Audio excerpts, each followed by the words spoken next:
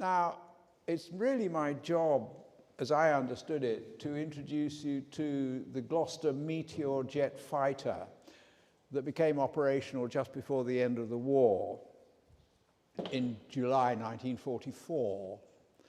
And throw in the odd mention of a few other things as well, like the E28, the first jet aircraft to fly for Great Britain in May 1941.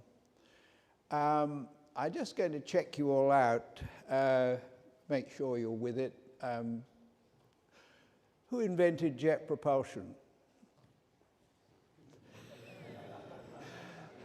No volunteers. Yes, somebody said a German. I thought somebody would. That's great. Oh, hero. Did somebody say hero of Alexandria? Yes, yes. What a good idea. You're all quite wrong.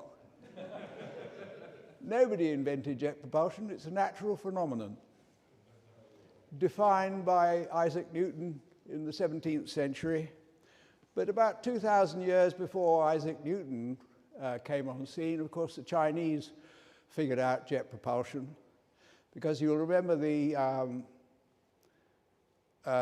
Emperor of China, Whittle Jet, during the Po dynasty, was tending to bonfire in his garden one day when a flatulent duck flew too low over his bonfire, past wind, and was seen disappearing at a fast rate of knots with the flame coming out of his bottom.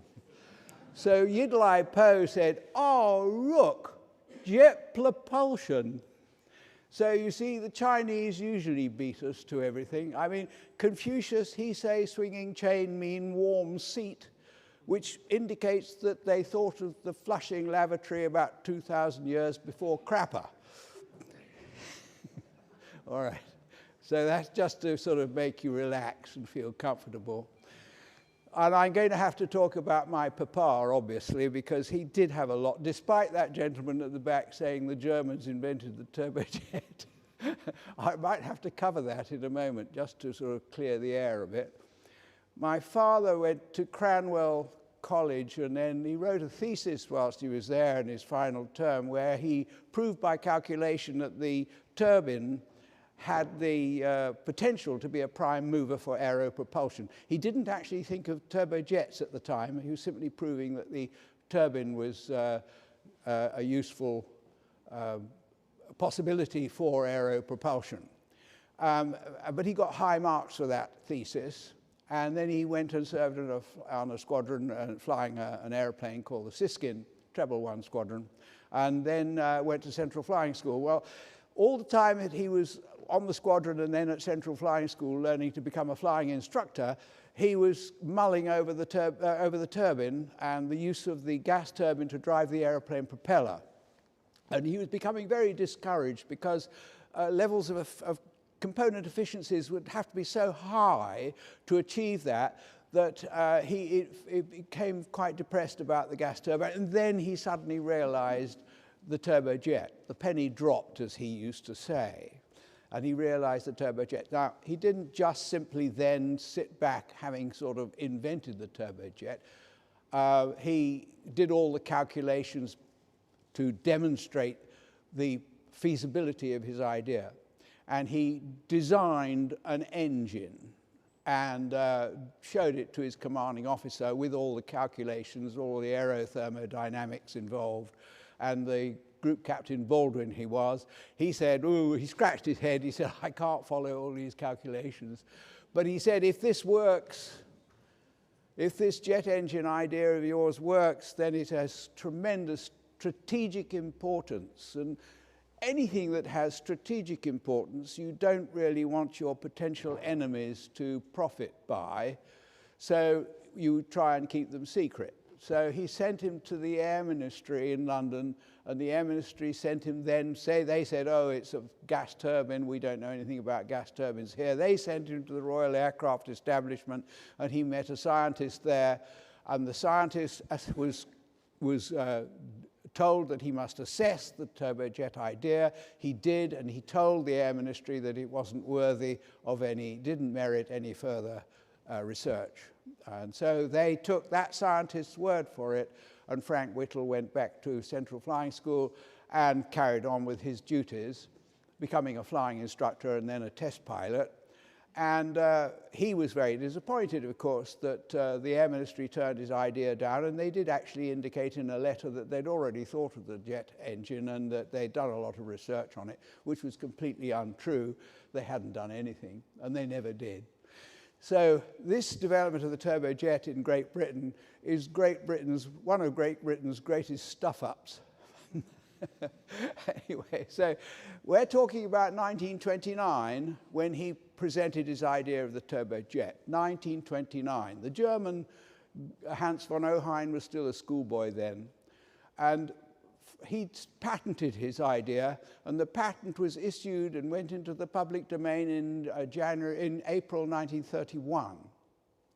And it was registered in the Berlin Patent Office on the 14th of August 1931, and was written into a technical journal and distributed throughout the aero engine companies, the airframe companies, and the research establishments by the beginning of 1932. So those of you who think that a German invented the turbojet should think on those facts. The idea of the turbojet was alive and well in Germany by the beginning of 1932. A Frenchman called Maxime Guillaume in 1921 had suggested that the gas turbine could be used as a turbojet. So, really, if you want to say who invented the turbojet, you could say Maxime Guillaume, 1921. But Guillaume didn't follow up his idea with any calculations to demonstrate the feasibility of his idea, and it became very obscured therefore. So Frank Whittle's idea was backed up by all the necessary calculations. Now, because of the report by the Royal Aircraft Establishment scientist, nothing happened until this whole thing was rescued from oblivion by private enterprise in this country. In Sweden in 1934, they were developing a turbojet. In Germany, they began in 1936, as we did in this country. So we and the Germans began developing a turbojet in parallel. The Russians began a project in 1937. And then in 1938, Nathan Price at the Lockheed Company in the United States began a project. So you can see how the idea of the turbojet sort of spread around worldwide. The company that was set up to start developing the jet engine, this private company, was called Power Jets Limited. And it really consisted of Frank Whittle and two friends who were entrepreneurial characters. The primary fellow is Rolf Dudley Williams, whose son I know very well. Rolf, and I used to call him Uncle Willie, and his colleague was Collingwood Tinling. I knew him as Uncle Col. So my father and those two colleagues started up Power Jets, and they began work in 1936. But it was a shoestring affair. It was financed by a merchant bank known as O.T. Falk and Company. And I'm very pleased to say we've got John Falk, the grandson of Oswald Falk, here with us today. I don't know where you are, John. Oh, there you are. I've got you. Anyway, so it's nice for me when I'm talking to you guys to have a few pals who know the history so well. Graham Jeffrey, who's standing, there he is here. He and I are working together trying to work on the history, to try and get the truth out. And it's very tricky because people have got very hidebound ideas about this. If you go to the Science Museum, you see an incredibly inaccurate representation of the genesis of the turbojet. So, and I'm trying to get these things straightened out and get them corrected so that we get the facts right. It's not easy because people get a bit bolshy and say, and you're only the son of Frank Whittle and you're trying to sort of beef yourself up. But I promise you I'm not. I did actually say to my father before he died that I'd try and look after his legacy. And he sort of said, oh, well, good luck to you. You know, he wasn't very optimistic. But anyway, so now we want to get on towards this E28. That engine that they started to build and develop in 1936 ran for the first time in 1937. Then they got stuck with combustion problems for nearly 2 years. And it wasn't until early 1939 that the engine was running and was demonstrating itself to be a promising form of propulsion for aeroplanes, so much so that the government came and had a look at it. Director of Scientific Research stood there and watched it running for about 20 minutes, and he went home to his office and said, wow, this is a good idea. We'd better make it secret. So in June 1939, they made the turbojet secret, 10 years after it had been presented to them as an idea. So that's why I said it's a bit of a British stuff-up. Anyway, they made it secret, but it was June 1939. Now, a lot of you here are old enough to remember that June 1939 was bad news. The war broke out a few months later, and in this country, we were beefing ourselves up. The Army, the Navy, and the Air Force are buying new airplanes, getting Merlin engines built, and da-di-da-di-da. And we were wholly occupied preparing to fight with the Germans if war broke out, which it did. So the resources available for the development of this new technology were rather limited or were very restricted. So we continued to be always on a back burner in this country. In Germany, it was different. There, at the Junkers Company, a chap called Herbert Wagner started a turbojet project in 1936, and he had the power of the Junkers Company behind him when he was doing it. In the Heinkel Company, Hans von Ohain began a turbojet project as well. So there were 2 projects going there, and then BMW got on the scene and so on, and it was all backed up by the German Air Ministry and so on and so forth. So they had a lot of funds and people, lots of engineers, very, very busy. And the Germans, in fact, began to draw ahead of us. In the end, at the end of the war, you could say that their turbojet engines were not as good as ours because they restricted themselves to using a thing called an axial compressor, which is highly complex, and was the problems with it were not overcome before the end of hostilities in 1945. So their engine, although it had the thrust, was a tricky engine for pilots to operate. So I want to now talk about the Meteor, which was our first jet fighter, built by the Gloster Aircraft Company, designed by George Carter, and it became airborne for the first time in 1943.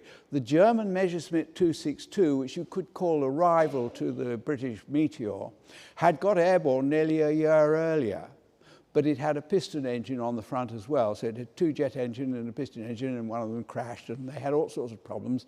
But they were a little bit ahead of us in getting their aircraft in the air.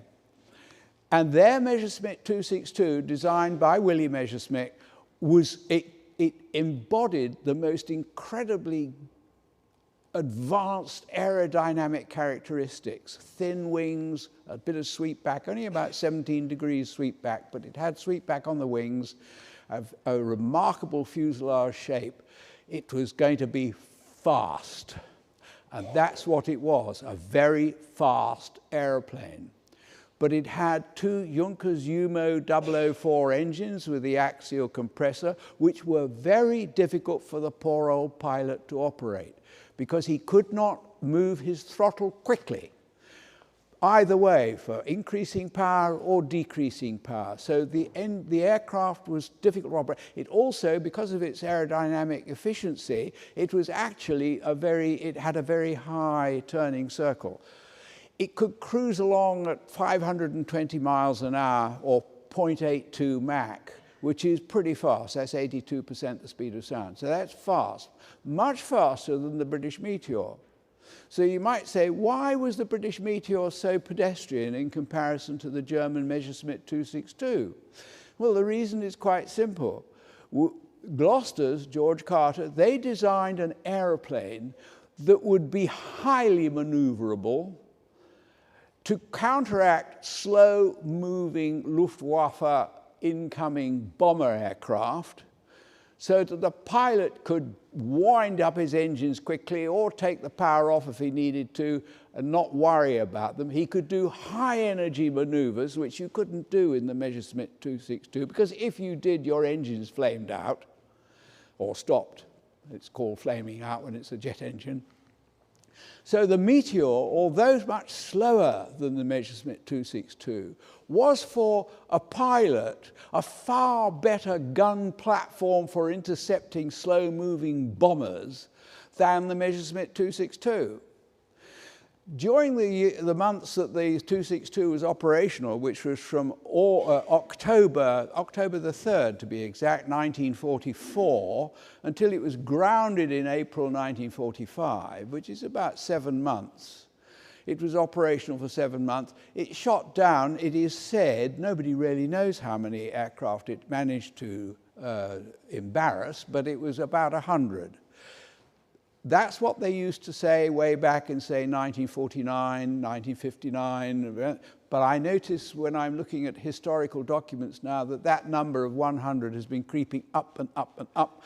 And I saw 350 recently. So where people pluck these numbers from, I don't know. But people who want to make the Messerschmitt 262 seem more heroic than it actually was tend to invent new numbers to go with it. The Messerschmitt 262 could not easily shoot a well-armed, say, B-17 Superfortress bomber down. Because it was so fast, the Superfortress would be doing little over 200 miles an hour with a full bomb load.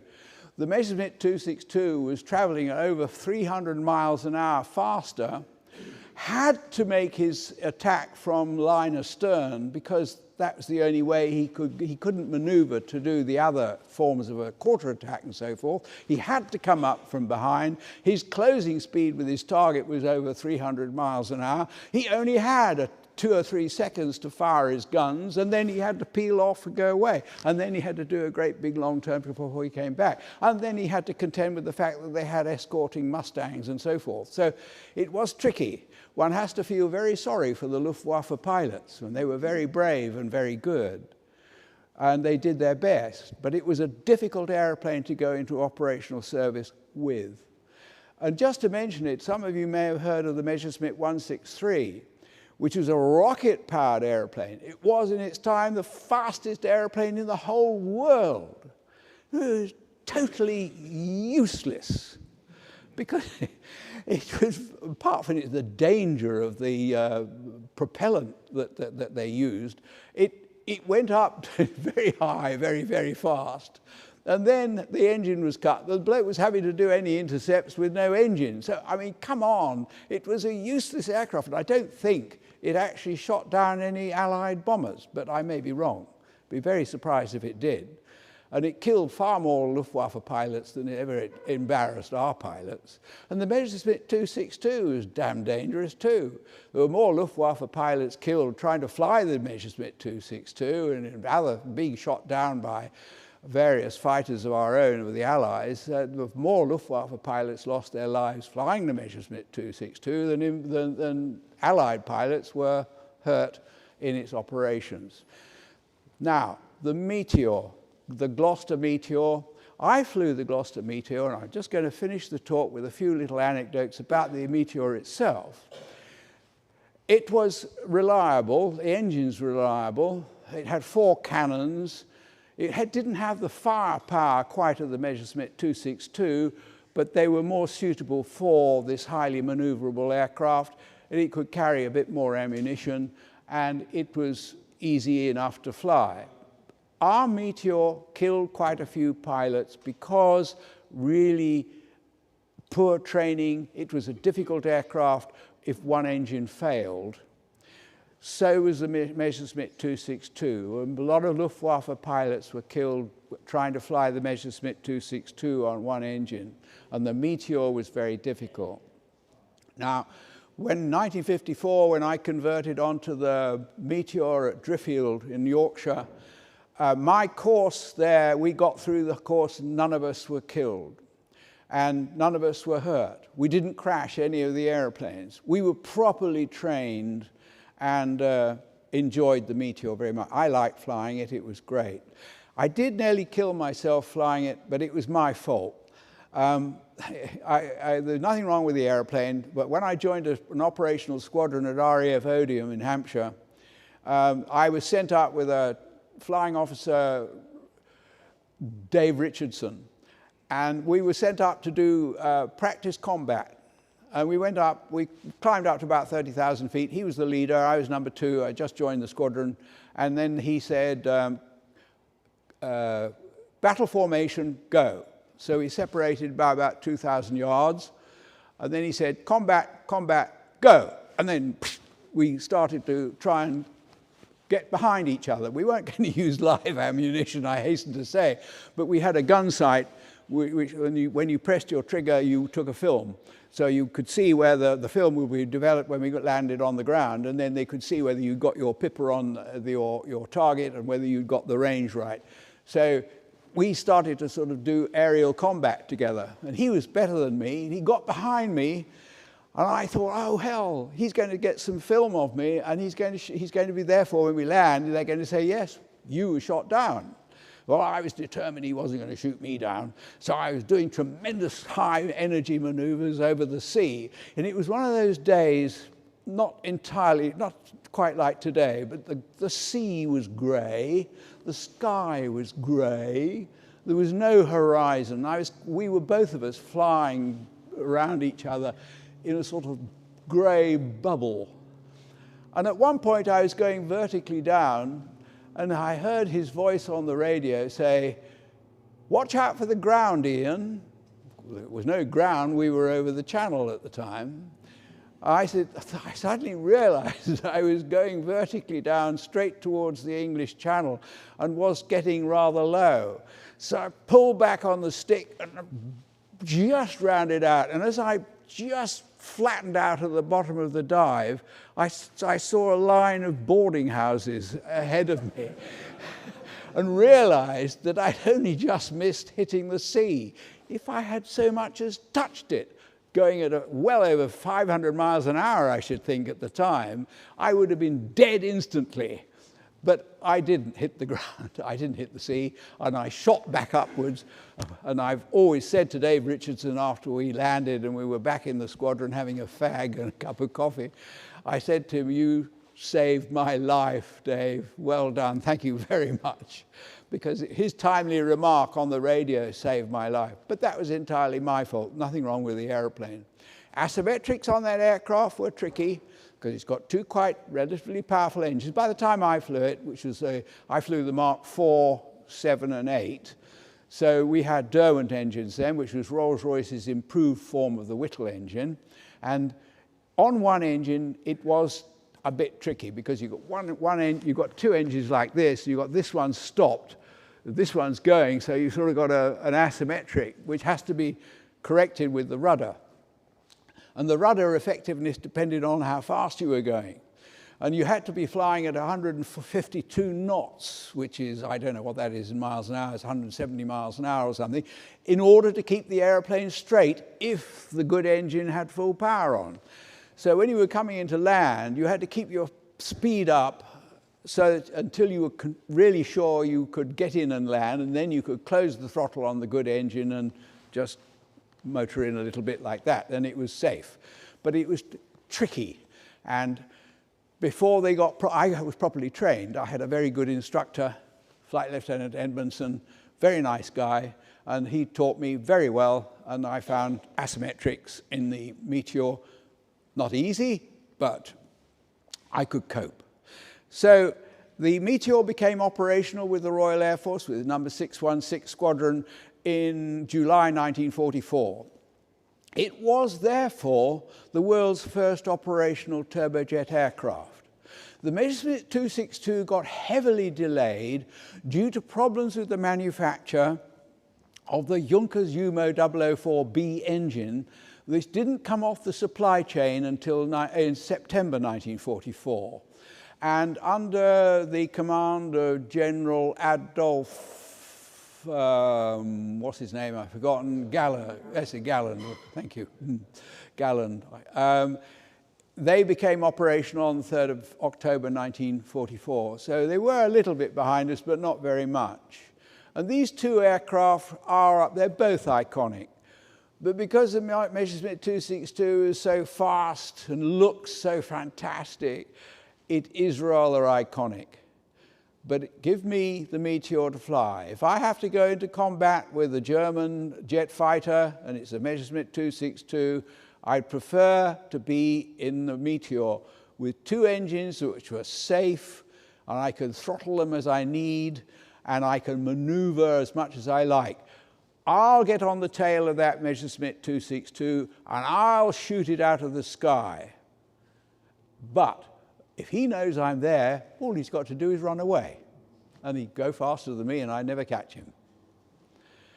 Ladies and gentlemen, I'm going to belt up now because I see Chris is coming up to tell me to stop talking.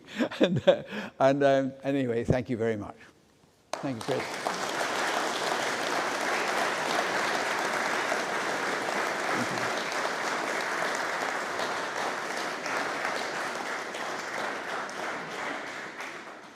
Testing. Can you hear me without it? No. Okay. Right. Question and answer time. Does anyone have a question for Ian? You'll have to speak up because I'm very deaf.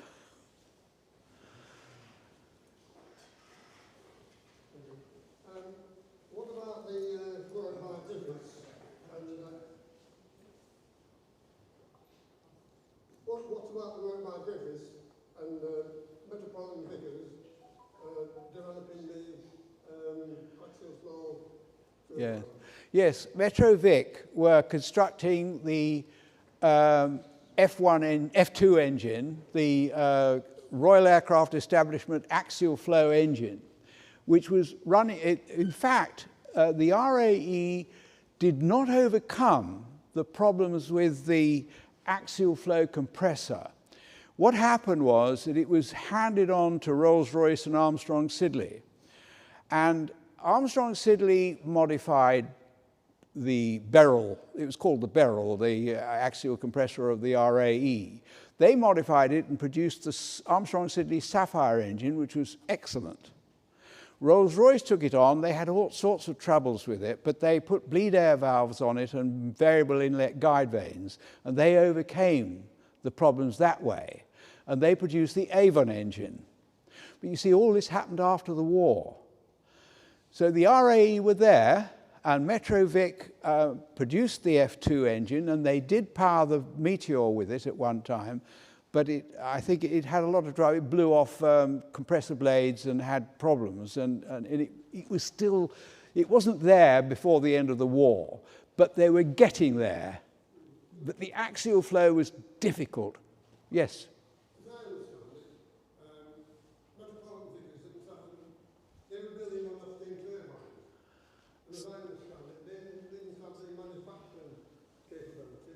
Yeah.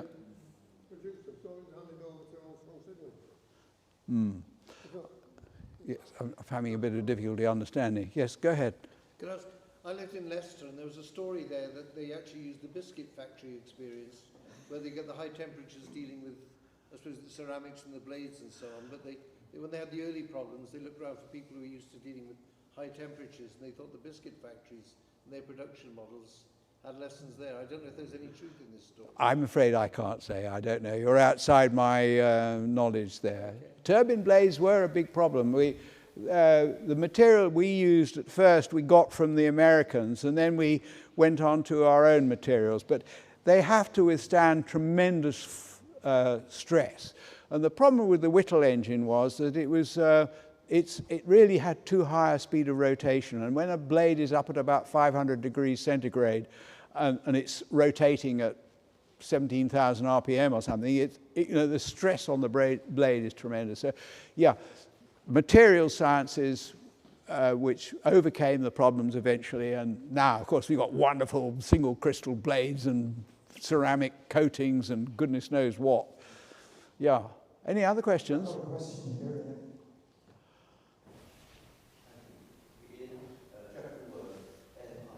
Is it coming out of there? Just a quick question on the Meteor. Aerodynamically, it had air brakes, I believe, on the top surface and flaps below.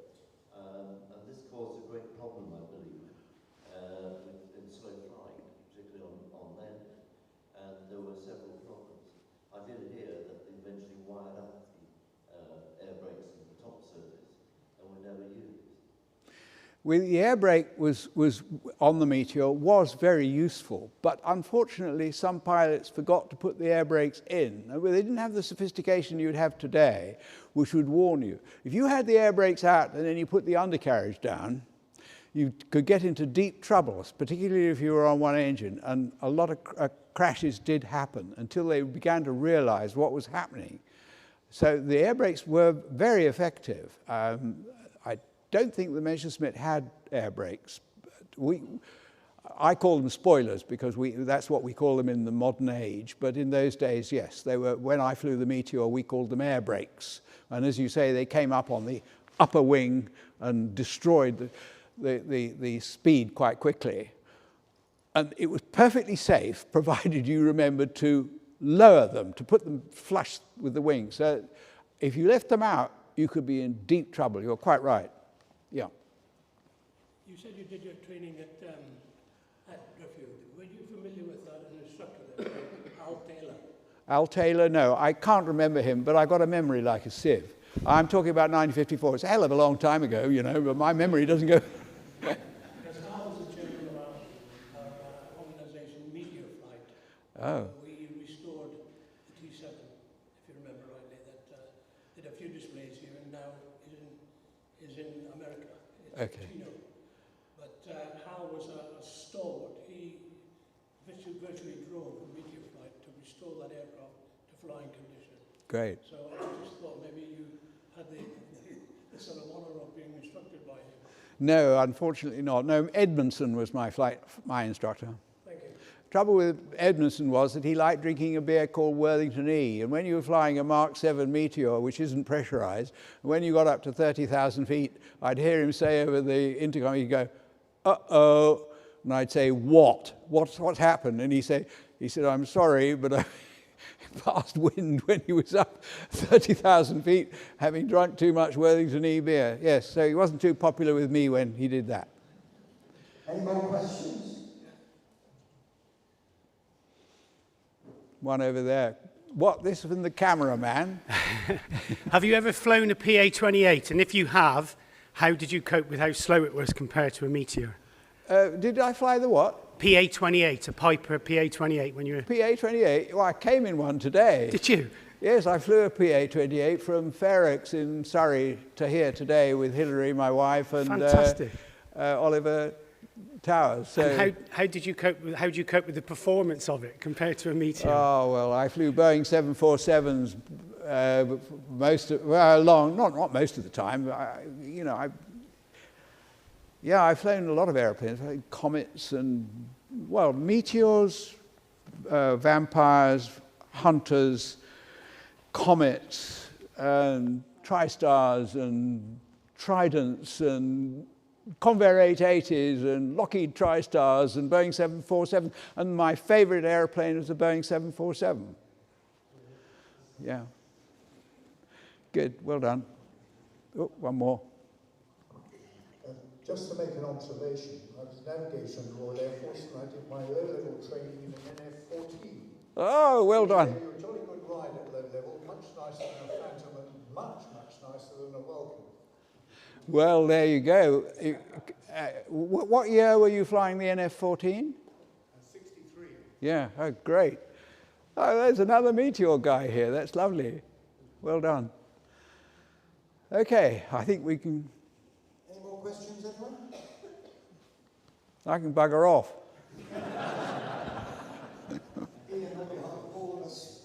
very much, and hopefully people will have a chance to say hello to you as the day progresses. Sure.